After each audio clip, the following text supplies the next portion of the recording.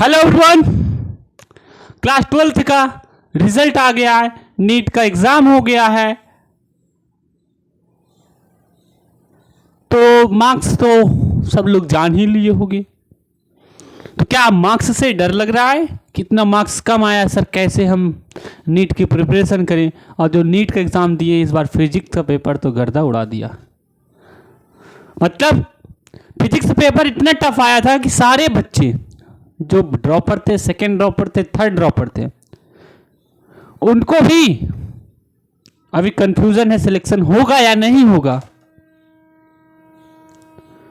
तो क्या सर मेरा क्लास 12th में मार्क्स कम आया है तो क्या हम नीट की प्रिपरेशन कर सकते हैं या नहीं? तो इसका आंसर भी मिलेगा अभी, बस बने रहो। आप लोग सैड हुए, ठीक है यार, सैड होना स्वाभाविक बात है। मार्क्स कम आए हैं, मेहनत किए हो एक साल पूरा,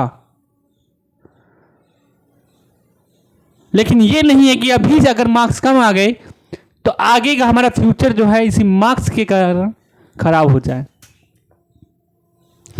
तो अभी अगर मार्क्स कम आए हैं 12th में तो उसके लिए अभी से मेहनत स्टार्ट कर दो। अगर नीट की तैयारी करना चाहे तो जो फिजिक्स, केमिस्ट्री एंड बायोलॉजी लिया है,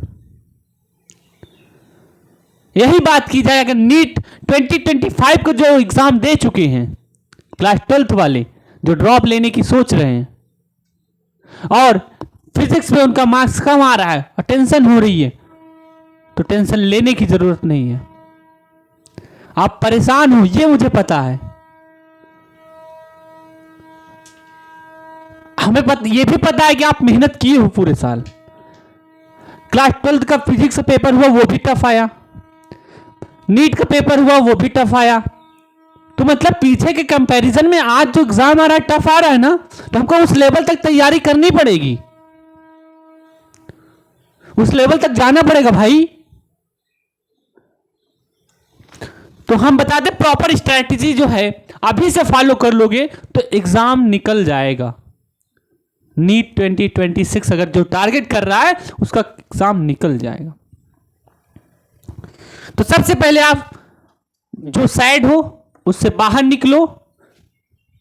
हमेशा उसी को मार्क्स को लेकर के, मार्क्स कहीं नहीं पूछा जाता, कौन पूछता है 11th 10th 12th का? हाँ ये है कि एक कॉन्फिडेंस देता है कि हाँ हम मेहनत किए थे, 10th में भी मेरा मार्क्स अच्छा आया था, 12th में ठीक है नहीं आया यार, कोई कारणवश नहीं आया था तो परेशान होने की नहीं जरूरत है।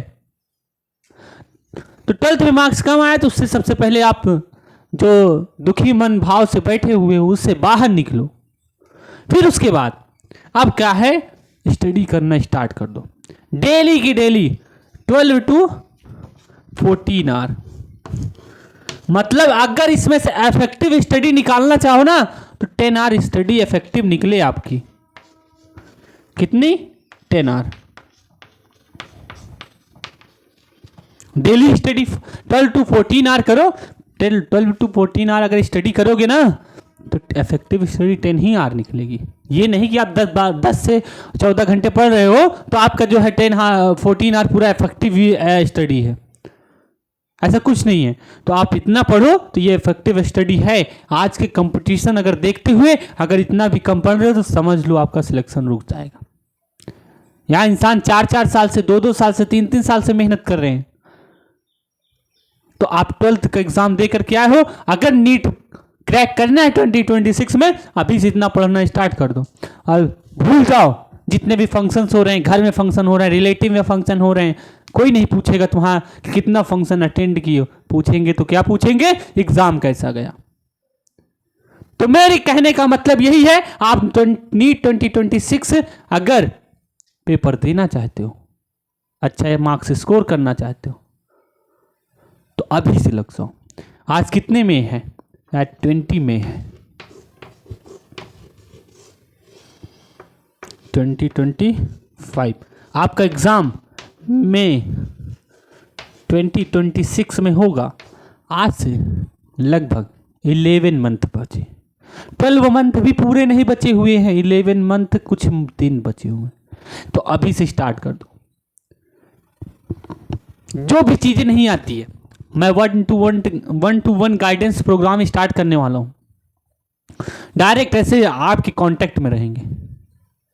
बस थोड़े दिन की दिक्कत है, डर लग रहा है, स्वाभाविक बात है, डर लगेगा, तो वो डर हटाना है। बस वही 2026 टारगेट कर रहे हो तो डर को भगाओ, ठीक, डर को भगाओ। उसके बाद सबसे इंपॉर्टेंट चीज होती है कंसिस्टेंसी।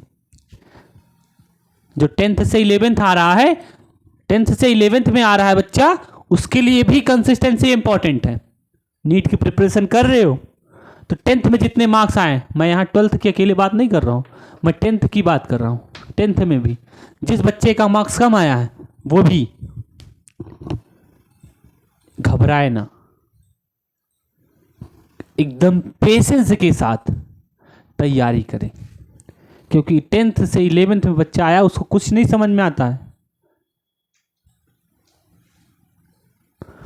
तो सबसे पहले कंसिस्टेंसी होनी चाहिए और ज़्यादा से ज़्यादा focus on your revision part. जितना पढ़ लिए हो, सैटरडे संडे एक रिवीजन पार्ट रख दो। रिवीजन करोगे तभी कामयाबी मिलेगी। अरे यार, अगर आप कहीं भी जाते हो तो वार्म अप होता है ना, तो वही है एग्ज़ाम से पहले रिवीजन। तो मतलब रिवीजन पहले से करो, एग्ज़ाम आएगा तब भी करवाएंगे रिवीजन। क्या फिजिक्स पे सबसे ज़्यादा फोकस करो।